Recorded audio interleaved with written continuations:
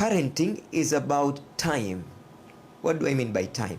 Kwamba kufanya, kwa mfano kuna parenting style inaitwa 1 minute parenting.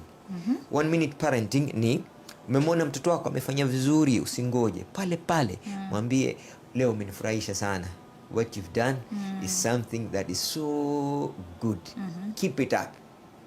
1 minute. Si ndio umesema hivyo? Yeah, mtoto atakuwa excited, atakuwa motivated, atakuwa encouraged. Manake they did not expect.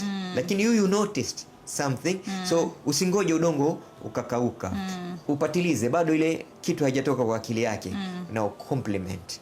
Na ikiwa umefanya vibaya, usingoje hadi utamwambia wakati mnakula dina, au utamwambia wakati una umakinifu, kangojea jioni. Pale pale mwambie njoo, I love you so much, but I don't like what you did. What did I do? You did 1 2 3 and that is not good. I hope this is the last time we are doing that. 1 minute, mambo imeisha. Inaitwa 1 minute parenting.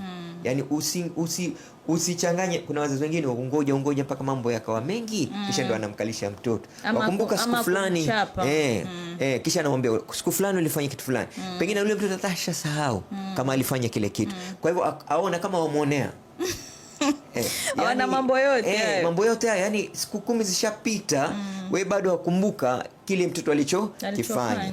Na what is important katika parenting, ukimdiscipline mtoto, learn to forget about it. Don't repeat it. Ni kama marriage, don't repeat yesterday's mistake.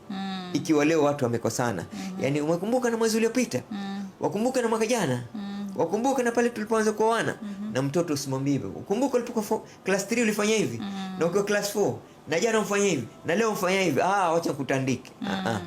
Ukiwa na mdiscipline mtoto, mdiscipline immediately, ili apate kujua ile makosa hayajatoka kwenye akili. Ajue kwamba umemdiscipline kwa kosa gani, si ndio? Alafu sahau. Wakati amefanya makosa mengine usirudie yale makosa ya zamani.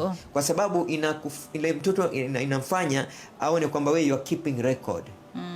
Okay, about his or her traits. Kwa hivyo na yeye might be tempted to keep those traits. It creates anxiety. Na anxiety si kitu kizuri kwa mtoto. Anakuwa very anxious on what they do, kwa sababu anajua wewe you are hyper observant. Okay.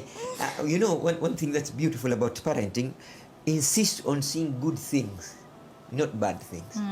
Sometimes you can even close your eyes. No, ignore kama ni petty issue. Don't glorify makosa madogo. So be timely. Kuwa ni mtu ambaye unarekebisha wakati kosa limefanyika. Na ukisha kurekebisha, usilirudie tena mara nyingine. Usiseme ulifanya kitu fulani na kitu fulani. Wajua, ukimlumbukizia yale makosa yanakuwa mzigo kwenye moyo wa yule mtoto. Na ukishtuka sasa ndio pale moyo unakuwa mweusi. Yani unakuwa na uzito. Na anakuwa ana adapt laziness ama ana don't care attitude. Sasa anajua hata nikajirekebisha, atalirudia lile kosa la zamani. Hata kama leo nitafanya vizuri, yeye akipata nafasi atanirudilia tena lile la class 3. Kwa hivyo mtoto anakuwa anaona hana haja ya kurekebisha. Wacha tu tuende hivi.